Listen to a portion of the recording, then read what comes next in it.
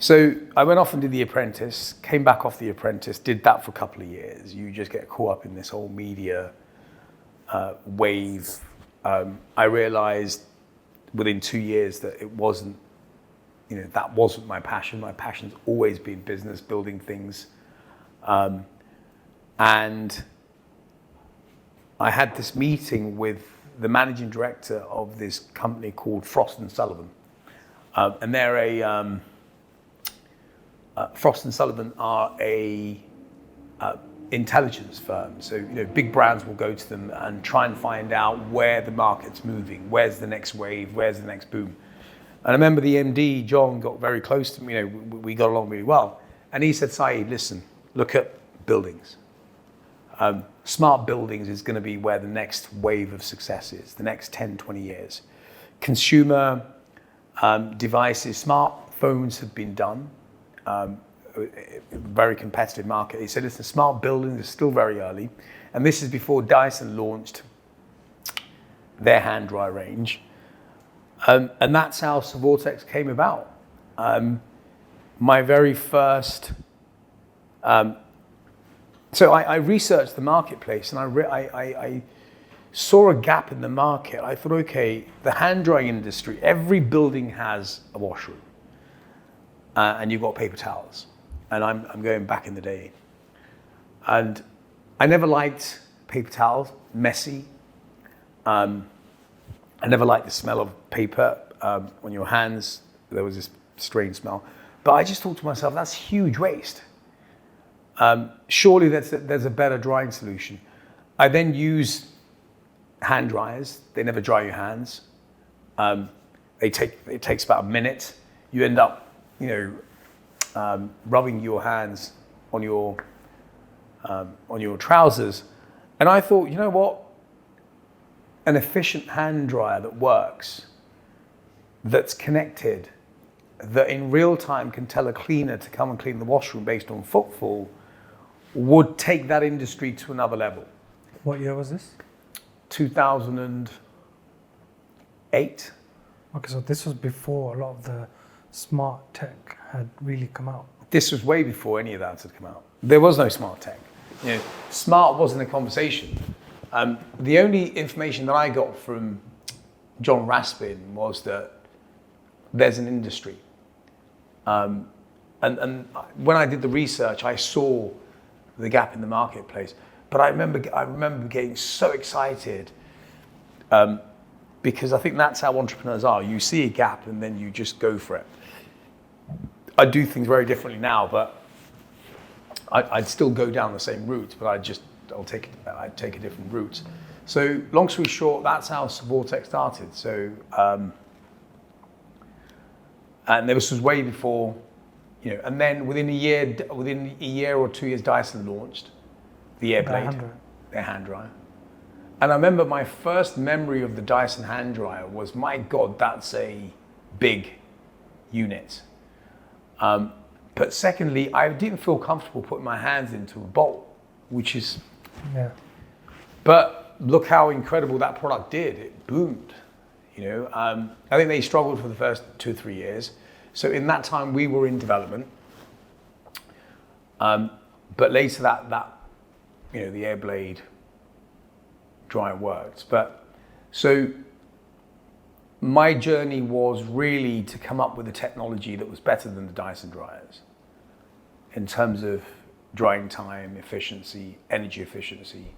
Our units are like 3 times less energy than the Dyson, dry in the same time. But I liked the innovation element of a hand dryer should speak to the facilities managers, because I couldn't understand that in a building, if you've got 60, 70 stories or 10 stories, whatever, my focus was very premium buildings rather than public hand dryers. It was more premium hand dryers. And I couldn't understand why a cleaner would go into every floor to check to see if the washrooms are dirty or not, because the number one complaint in washrooms is that the washroom's always dirty. And to me, it was just a no-brainer. And that's how that whole journey started. It took me best part of 8 years to develop the hand dryer range. We've invested just under 4 million. How much did you initially invest? Initially, wow, what a story, man. Initially, I raised £250,000 by, it was tough, friends, family, my own savings, every penny that I had. So we launched that product. It was called the Vortex. It had this incredible motor inside. Very efficient, very fast. I did this deal with this company in Slovenia. But it didn't look great, and there was nothing smart about it. But I wanted to really learn the industry. My first advert was for an electrical mechanical engineer, because it's not my expertise. Yeah. And I remember hiring our first engineer, and it kind of went from there. 3 years later, we launched our first product.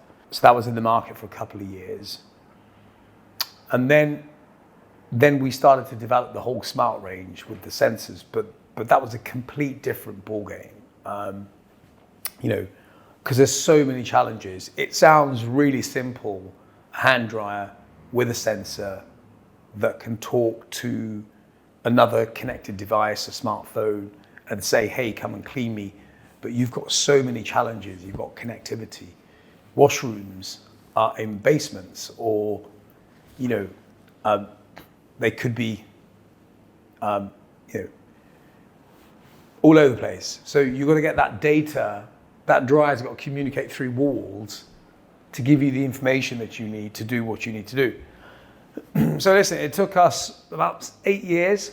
So I remember after the launch of our first product, we learned a lot from that, right? So I think we spent around 250,000, something like that. So we started the development of the smart dryer, and that was a whole new ballgame. You're talking sensors. We wanted to come up with a design that was aerodynamic because you're moving air. We wanted to be efficient, but also what I gathered was that if there's sensors built inside the dryer and you're drying your hands, and we know how long you're standing there, we know it's a male or female washroom, we know time, location, because that's what the sensor can report back. All of a sudden, it opens up this new market to actually put a screen inside the dryer and to, in real time, show the person drying hands an advert and be paid by an advertiser for doing that. And that was exciting because, it gives you a 10-second, audience with that specific person. So anyway, and that's the other thing with entrepreneurs, and, we want to launch innovation, but everything has a cost and time, budget, etc. So we started the project and we came up with a budget for stage one, which was to develop the smart element of the dryer. And within a year, we'd spent all the money. And it was really strange how this happened. It's bizarre. I mean, I knew that we were running out of cash, and nothing's changed all these years since. And I thought somehow I'm going to work this out, right? So long story short, I got a phone call from my CFO, Nick said, Syed, we're almost out of money. And the tool which prints the plastic so that we can launch this product in, that tool manufacturer has just threatened that if we don't pay him within the next 4 weeks, they're going to throw the tool out. And oh, by the way, I've just realized there's around another 10 other suppliers knocking on the door. Somewhere the next morning I woke up, I thought, I'm not going down like this. And I did some research. I spoke to one of our existing shareholders, a guy called Joe. I said, Joe, I need capital. I need to raise some money. He said, listen, I'll connect you. And I didn't have a business plan ready to go. He said, I'll connect you with a couple of guys that I know in the Middle East they head up this crowdfunding platform called Eureka. I said, okay. So literally within 2 days, he set up a call with the two founders, and I had a chat with them, and they loved the technology. But prior to this, obviously Savortex wasn't making any profit at that time. It was making profit by selling that first hand dryer that we launched. But you ran out of cash. So how did you convince the investors on Eureka that this is a product to invest in? I called a few people, paid this rapid prototyping company to come up with a shell, put a screen in, connected it all up, got a prototype working, jumped on the plane, did the deck on the plane, the full deck, sent them the pitch deck, but did the business plan on the plane. Landed, I'm not joking, 2 hours before doing the pitch, I was still working on the business plan. Did the pitch, raised £500,000. How much did you need at that time? $500,000? £500,000 we raised, and paid off within a week all the suppliers, paid the tooling guy, he finished the tooling, which is the product that you've seen recently. So once you've been on crazy trips like that, but listen, since then, alhamdulillah, the business is doing really well. We've raised just under 4 million. We last year during COVID, COVID was another unbelievable experience. You think business is tough anyway. And by the way, to pay off the investors, not only did I raise $500,000, I also sold, remortgaged my own property and cleared all the debts. So you go on these, but never did I feel that it wasn't possible. And what was it in you that made it feel possible? It's this belief that in the opportunity, it's a belief in the technology, in your team, in the people that you work with, the market, that there is a massive need for this type of technology. And this unwavering belief that you are going to succeed somehow. But it's high risk stuff at times. COVID was a massive, it changed everything for me because we built the business. I was just actually going on to that. We built the business after all these challenges, launched the ad dryer, sold into lots of venues. The ads were making money. The business was making money. We were selling the ad dryers for £1,200 each. It was, it's a high cost, it's a premium product. We sold into Gatwick, still one of our clients, transformed washroom cleaning there. Got a phone call, Syed, there's this thing called COVID. I said, yeah, I don't know. 6 weeks later, lockdown 1. I could not believe it because we buy all the components because we design, build and supply. And no one's working in offices. I've got this fully thriving factory, and then within 6 weeks, COVID happens, we go into lockdown 1, and they were penalizing buildings if they were open. Can you imagine that? After all this, we were just about to scale. I had a VC that was going to put 3 million in, which takes us to the next level. And then all of a sudden, overnight, the entire business model just collapsed because we supply buildings. There's no need for efficient hand dryers if there's nobody in the building. There's no need for digital advertising. Who are you advertising? So honestly, I couldn't believe it. I was really depressed for a while because I could not believe. So what did you do in that time? So until things opened back up for you to go back in. I built the company up. We had sales, marketing, PR, production, tech support. Manufacturing business is a really clunky business. There's a lot of things going on. So literally so for about 3 months I held on, building shut, but my cash burn was burning every single month. So we had to first focus on moving everything to remote working. not knowing what was going to happen. And then I had to let 80% of the team go. I kept our core designers, engineers, and developers. And I pushed my CFO, Nick, to find grants to kind of survive through the COVID period. But Nick found a grant called the COVID Innovation Grant, where they were looking for companies to develop innovations that helped stop the spread of viruses. And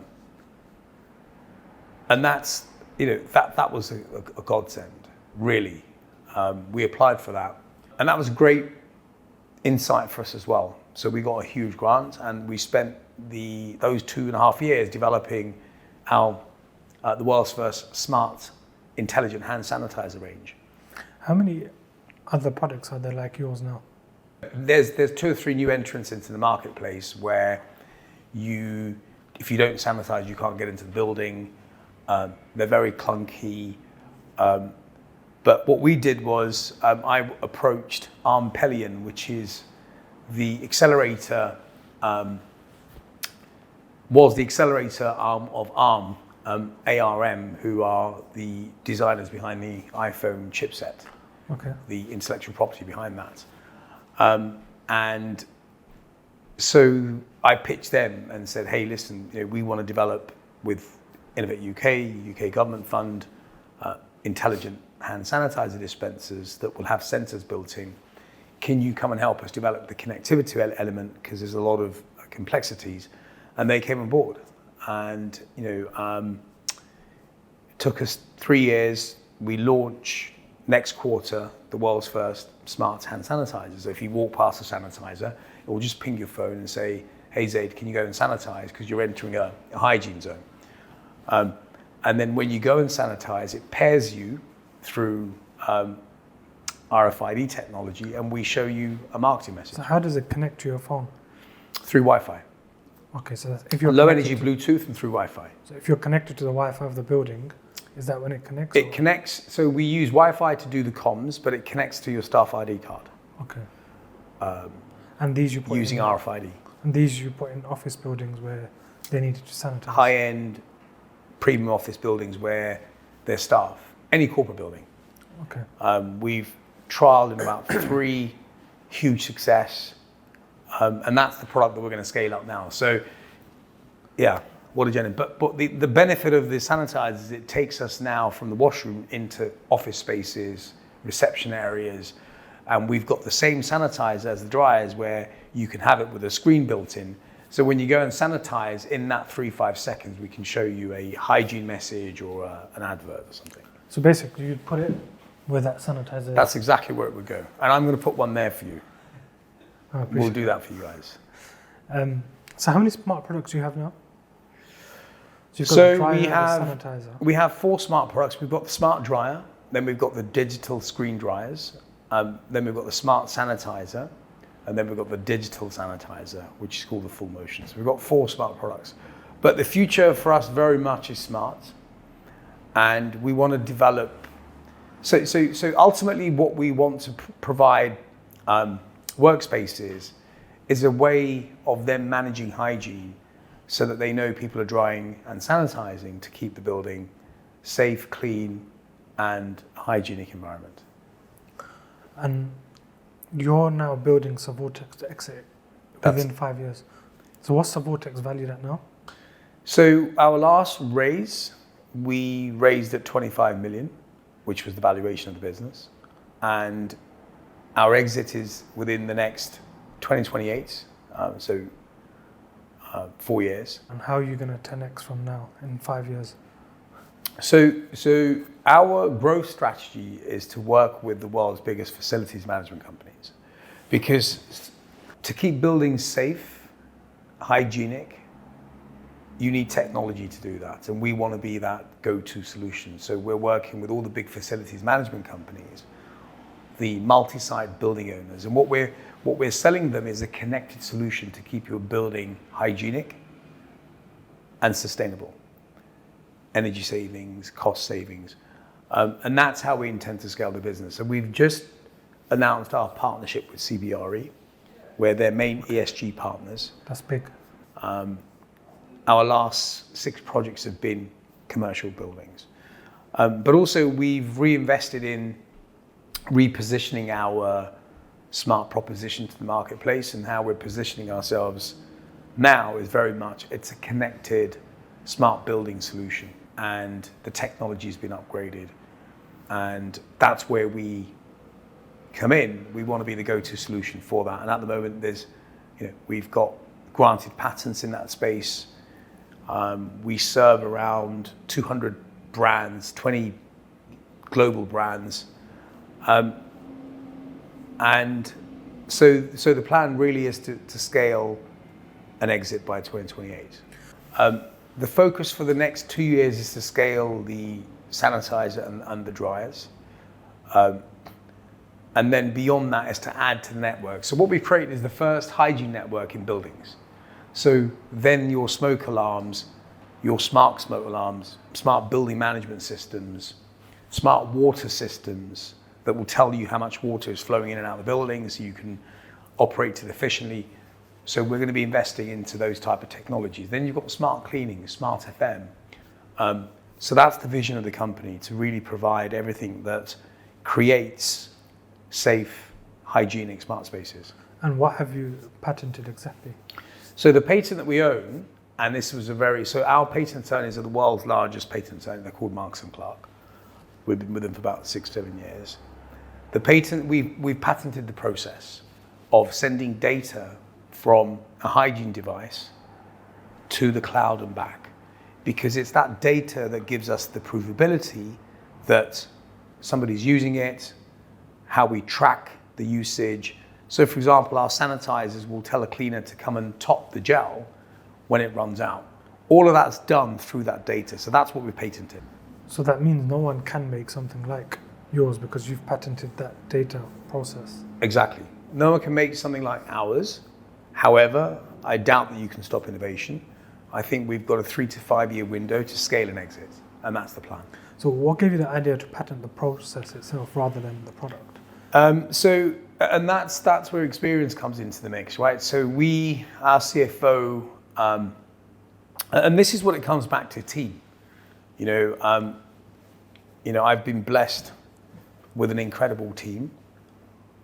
Nick, our CFO, former VC merchant banker, he's also a corporate advisor, has worked for a number of corporates, and he's one of his expertise is commercializing IP-based technology.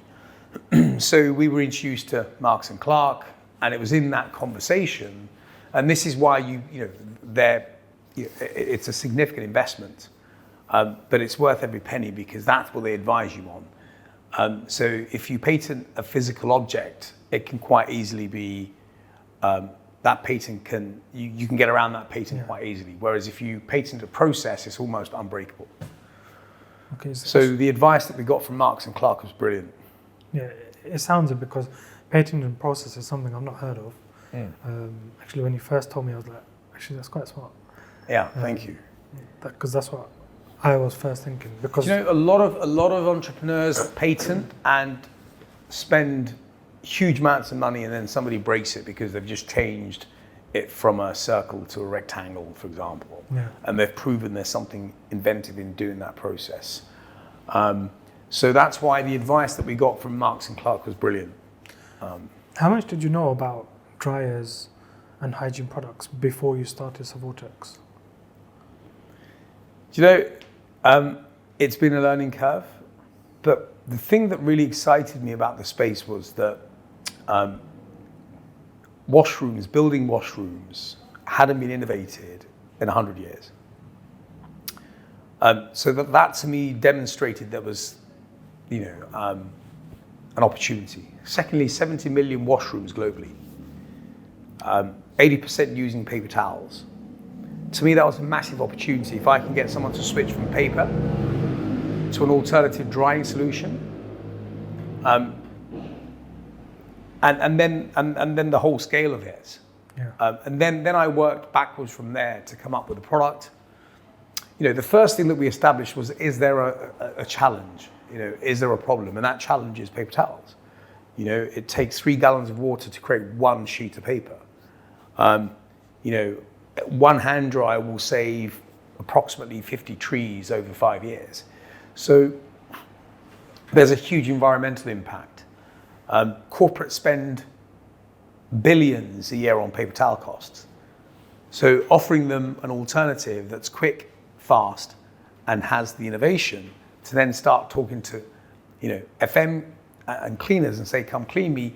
So not only are you disrupting the hand drying solution space, which is a multi-billion-pound industry, you're then disrupting the cleaning industry, the washroom cleaning industry. But then it opens up so many other business models through the screen, the revenue generation.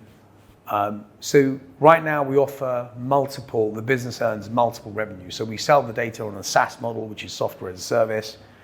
We sell the media on a digital out-of-home CPM model. So you've got revenue from the sale of the asset, you've got revenue from the data, you've got revenue from the ads. All of a sudden, you've got a really exciting business.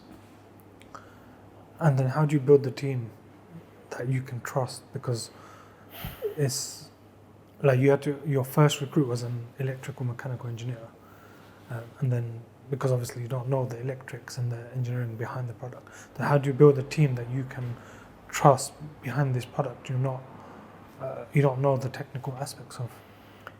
You know, so that's the first thing that I did, is I looked at the business and I mapped all the areas that I needed expertise in. So electrical, mechanical engineering. I've never studied as, you know, an electrical or mechanical engineer. However, I knew that's the expertise that I needed. I needed a software programmer.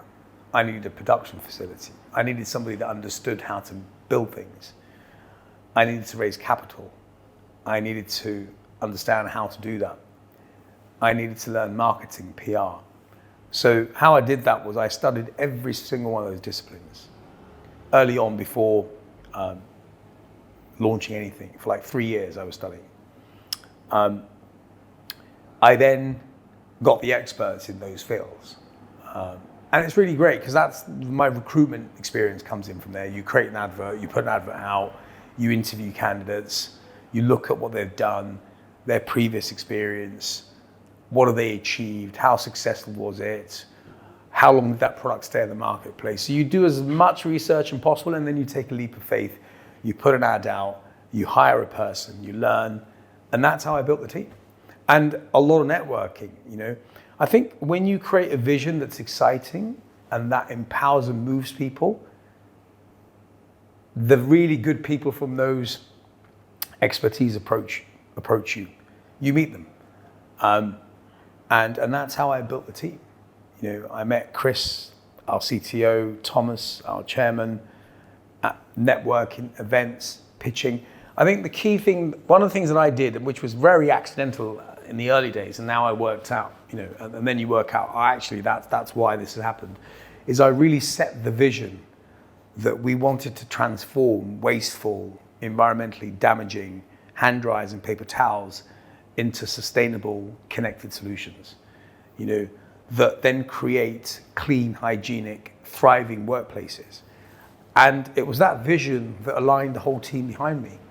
You know, I was, you know, going in with everything that I had. You know, like I said, I was quite a successful entrepreneur even before Savortex. You know, I had many properties, etc. I sold everything to get the product to market. You know, and I think when people see that, they really back it. You know, and I think that's helped. So it's, you know, it's been all in or nothing, and thankfully it's worked. Fast forward 5 years, you've sold Savortex for £250 million plus. Inshallah. And what are you going to do? I'm an entrepreneur. I'll always come up with ideas. I absolutely want to take Mumtaz Foundation to another level. I invested into this incredible scientist, this woman called Faiza Hussein, who is a cosmetic scientist, to come up with an AI skincare range for all skin tones, coloured skin. And Saeed from The Apprentice was very different to the 2 times I've met you. You were very probably brash in Apprentice, fighting with Alan Sugar, and now you're very calculated and thoughtful in what you're saying. What's changed in them 18 years? So the difference between the Syed on The Apprentice and the Syed now is 18 years of learning. Just before we finish, we'll have a quick fire round. Sure. Favorite food?